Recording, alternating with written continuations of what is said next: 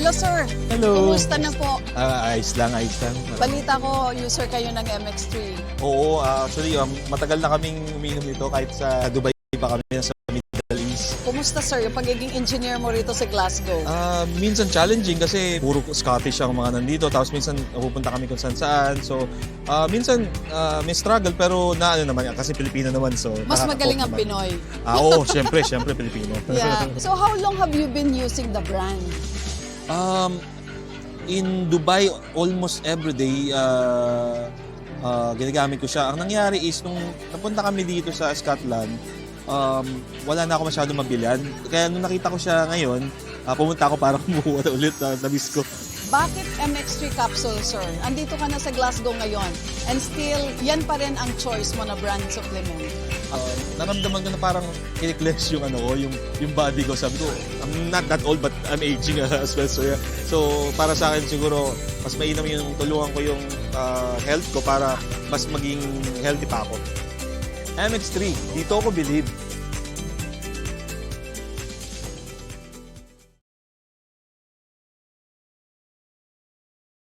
Isang girlfriend mo sa radyo, DJ Lindsay. Ang pinakamakulit na girlfriend mo sa balat ng radyo. Isang magandang morning sa inyong lahat. Ako pa rin po nag-iisang girlfriend mo sa radio. My name is Lindsay. Makulit, pero may puso. Handang makinig sa mga kwento mo. Alam mo, feeling ko kailangan mo na siyang iwan kasi it doesn't make sense. Ang kwento sa lihim ng liham. Mahal kong Lindsay. Hi! Magandang araw po sa lahat ng nakikinig sa Energy FM, lalong-lalo na sa Lihim ng Liham. Ako nga po pala si Lorna. DJ Lindsay, pinagbubuntis ko po ngayon ang panganay namin ng asawa ko. Pero kahit anong gawin kong pag-iingat sa dinadala ko, hindi po maiwasan na laging may stress sa paligid. DJ Lenz, naiwan po ng asawa ko yung cellphone niya sa bahay nung minsan siyang pumasok sa opisina. Nakailang beses natawag na po yung nanay niya. Tapos mini-message na rin ako ng mga kapatid niya. Dahil hindi daw makontak yung cellphone ng asawa ko. Meron daw emergency sa bahay. Kaya ako na ang gumawa ng paraan. Alam mo, DJ Lindsay, hindi naman ako pala pakialam ng cellphone ng asawa. Pero, alam ko ang password niya.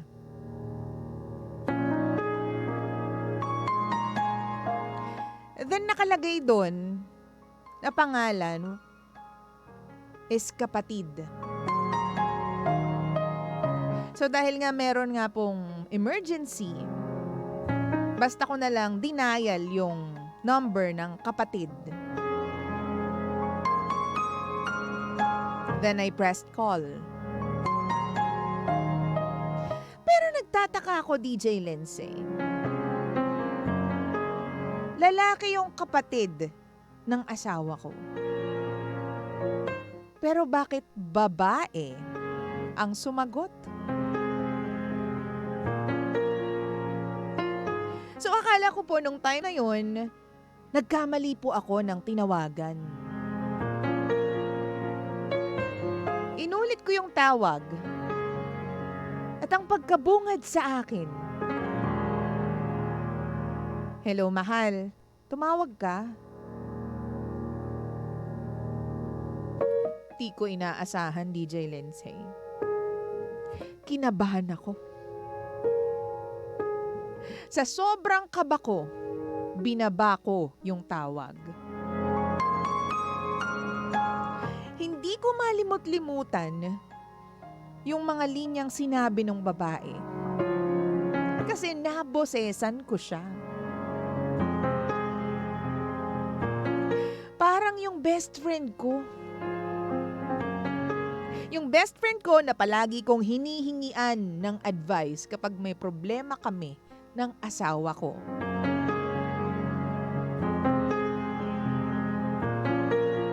Ilang araw nang nakakalipas since nangyari yon, DJ Lindsay. Pero hanggang ngayon, hindi ko pa rin po makumpronta yung asawa ko. Dahil ayoko pong ma-stress. Dahil sabi ko nga, buntis po ako.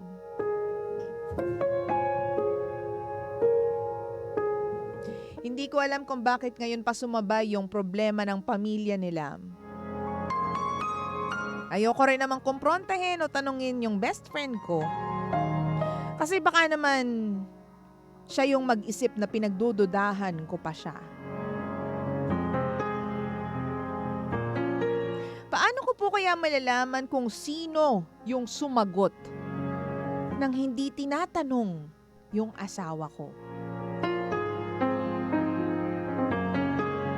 Bigyan niyo naman po ako ng tips, DJ Lindsay. Maghihintay po ako.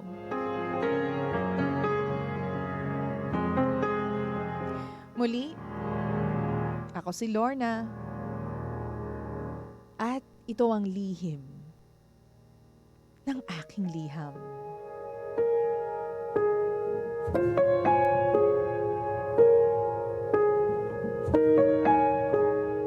Lihim ng liham.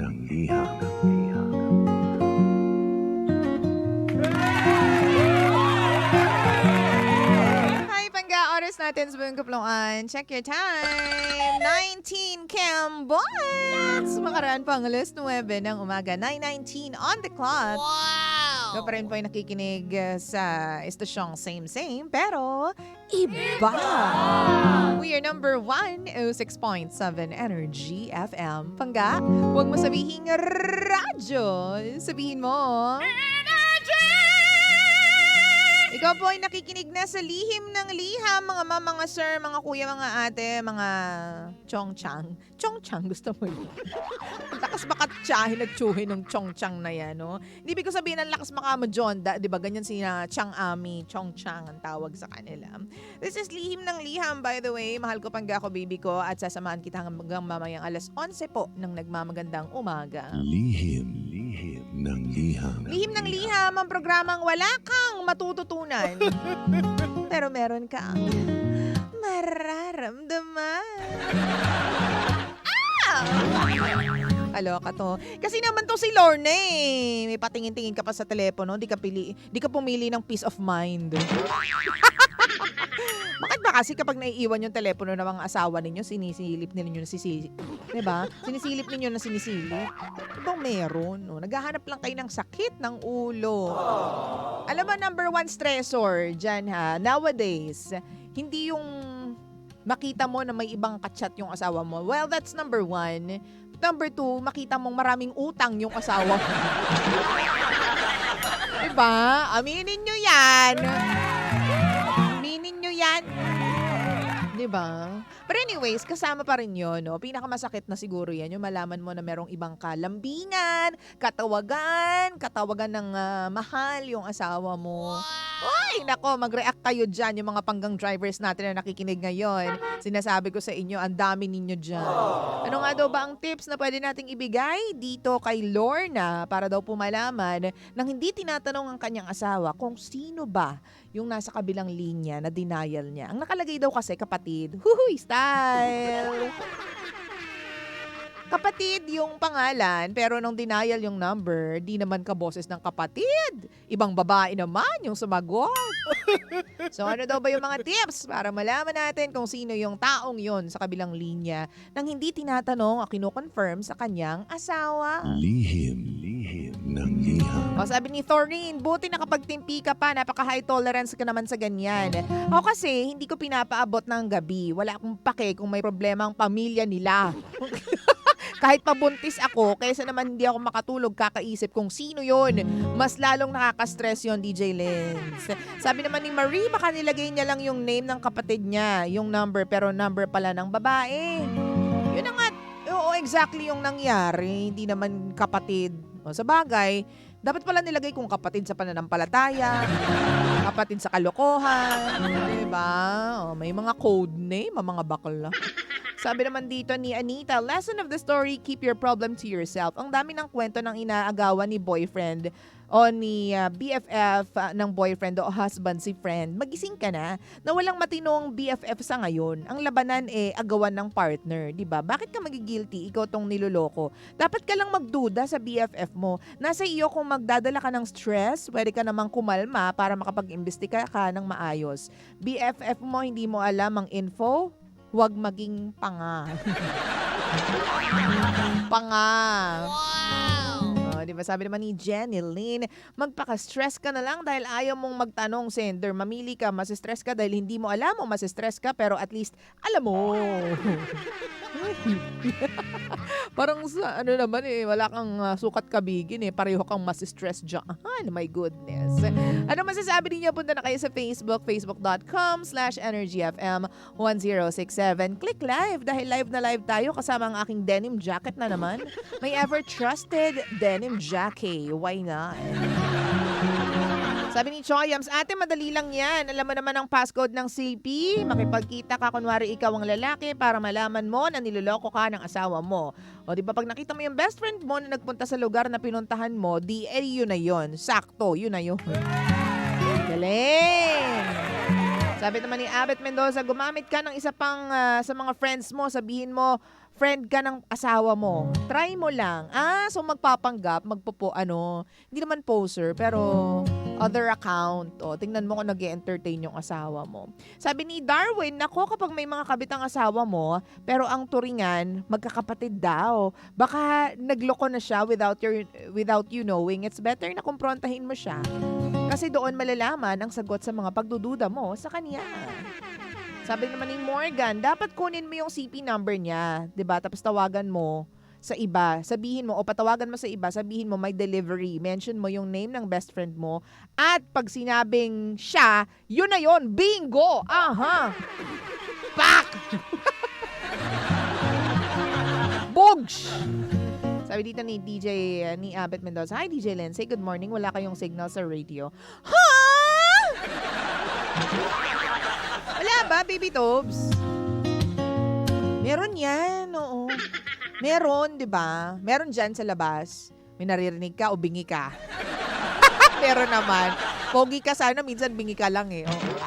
Meron naman daw, kayo naman. Tinatakot nyo, Akyaz. Sabi pa dito ni Alfredo, nakakatukso talaga mga BFF na yan. Sabi naman ni Melo Lindsay, bakit po wala kayong... Ha? Sabi ni Melo. Meron nga. Ang kulit nyo naman. Meron yan. Wow! Master Toy, I think you should investigate. I think there's something wrong with me. Anyway, alam mo, ayaw mong ma-stress pero kami yung nasistress sa'yo. Ito talaga si Lord. Diba? Gusto mo malaman yung sagot pero ayaw mo magtanong. Paano natin malalaman yan? Bakla ka ng taon. Diba kung ako sa'yo, para medyo manginig yung asawa mo, tanungin mo siya pag uwi niya. Isang beses umuwi siya, diba? Tanungin mo, sino yung kapatid? Wow! Kapatid ba talaga? Kapatid mo as in yung kapatid mo o kapatid sa kalokohan? May mga codename ka bang ginagamit dyan sa cellphone mo? O kaya dapat kasi, nung mga panahon na yun, sinave mo yung number nung kapatid kuno. Kasi baka linggo-linggo nagpapalit ng codename yan. Oo, may mga ganyan, mga hustler sa panloloko.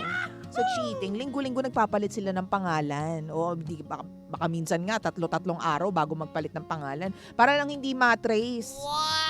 Ganyan. Kung ako sa'yo, sabihin mo sa kanya na meron kang nalalaman. Para lang medyo manginig at nervyusin yung asawa mo. Buntis ka pa naman. 'Di ba? Yan yung nakakatakot. Alam mo, hindi mo rin alam kung paano ka gagalaw kapag buntis ka. Ayaw mo sa stress. Pero minsan yung stress ang lumalapit sa'yo.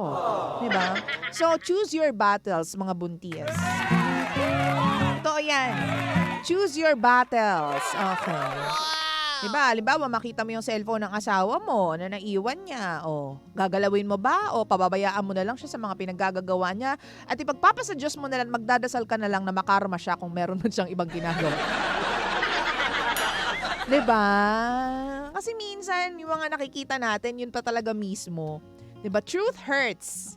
Sabi nila, truth hurts. But yun nga, it hurts. Wow! It extremely hurts you. Diba? So, kung ako sa'yo, piliin mo na lang yung mga battles mo bilang, ganyan naman talaga pag may asawa, diba? O kung hindi ka talaga mapakali, sumbong mo kay Tulpo. May connection ako doon. Gusto mo tulungan kita? Charing. Hello kay Caroline Kuananan. Sabi naman po ni Leila, kung sa akin yan, ay nako, maghahalo ang balat sa tinalupan. Oo.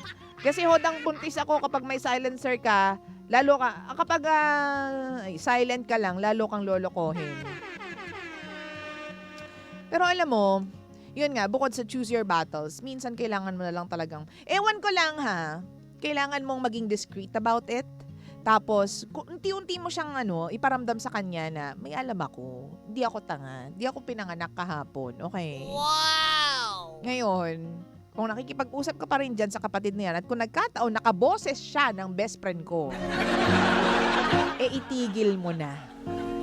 Kasi alam ko ang lahat. Kahit wala ka naman talagang alam. Tatakutin mo lang, be. Alam ko na yung lahat. Diba? Diba no, Miss Val? Nakakaloka to. Diba, sabi ni RJ Kim, kung sa'yo mangyari yan, DJ, anong gagawin mo? Ay, nako. Hindi kasi ako, confrontational ako, pero hindi ako yung tipong sumasabog. Diba? Oh. Talaga ba? Kayo ba? Okay. Tutuloy pa natin to o hindi? Kasi kung ayaw mo na, edi let's go na. Pack up na tayo. Oo. Mabubuhay naman ako nang wala ka, be. Diba? Wag natin gawing mabigat ang mga bagay-bagay. Wag natin gawing komplikado ang mga bagay. Ayaw mo pa ba o gusto mo pa? Ngayon, kung gusto mo pa, tigilan mo yan. Kung ayaw mo na, maghiwalay na tayo. Wow! Alam mo, simple na lang ang buhay today, these days, no? Simple na lang ang buhay. Minsan, mas pipiliin mo na lang maging at peace sa sarili mo. Of course, may mga sasabog dyan. Of course, may mga magagalit. Of course, may mag-ieskandalo. Siyempre, tao lang tayo. Pero kaya mo kasing piliin kung paano ka magre-react doon sa sitwasyon. Wow! Baka maiyak pa ako kaysa sa magwala ako. Ganyan ako. Kung mas pipiliin ko umiyak na lang, di ba? Tapos magdadasal lang ako, ganyan. Bahala na si Lord sa'yo, may karma ka. Lord, kung na bahala sa akin, rest back kita. Kasi kakaiba. Makikita mo naman yan kung naglolo ko siya, di mo kailangan tanungin. Di ba makikita mo sa galaw ng buhay niya yan. Di ba, trabaho siya ng trabaho, pero wala siyang napapala sa trabaho niya. Trabaho siya ng trabaho, pero parang napakabigat at stressful ang trabaho niya. Di ba? Yung tipong wala siyang peace sa sarili niya. Malamang may ginagawa kasi siyang something na nakakatapak o nakakasira ng ibang tao. Baka nga, niloloko kanya kung ganun. Diba? Para sa akin lang, di mo kailangan tanungin. Makikita mo yan sa galaw ng kanyang buhay, tahimik ba ang buhay niya o hirap na hirap siya sa buhay, lagi ba siyang may problema, lagi ba siyang naguguluhan, lagi ba siyang challenged. Ganyan. Ang dami niya namang efforts pero parang walang nangyayari. Sagot na yon. Hindi mo na kailangan sabihin sa akin kung niloloko mo ba ako o hindi. Kasi kitang-kita ko na. Kasi hirap na hirap ka. Kita mo? Bagay sa'yo. Deserve mo yan. Sabi ni Choyam, sa Ate Lins, wala... Ano ba? Ayun naman kayo dyan. Oo. Sabi ni Aima, Bongolan, DJ Lins, shampoo reveal naman po. Ganda kasi ng hair mo. Ay, naku, Monea. Monea, everything. Wow! Shampoo, conditioner, everything. Hello to my Monea family nga pala. Kamusta po kayo? Miss Jing, Miss Joy, Sir Joseph, mabuhay po kayo. Monea po ay available sa Watson's and other leading drugstores and supermarkets nationwide. Huay! Okay 9:32 sa lahat po ng mga panggapo natin na nahihirapan ngayon, hindi malaman kung ano bang gagawin sa kanilang mga married life, sa kanilang kondisyon. Then if I were you, ipagpasa Diyos mo na lang, idasal mo na lang yan at na mag-react ka ayon sa nararapat na galaw ng iyong puso at isip. Just because may mga nagwawala kapag nakakita na niloloko sila ng kanilang mga asawa doesn't mean you have to do the same. Wow! Diba? Gumalaw ka ng naaayon sa iyong puso at kaluluwa at isipan. Oo. Meron lang yun. Okay, giving you something from Morissette. This one is called Gusto Ko Nang Bumitaw. Bibitaw ka ba? O lalaban ka pa? Umiiyak gabi-gabi, walang tinig na naririnig.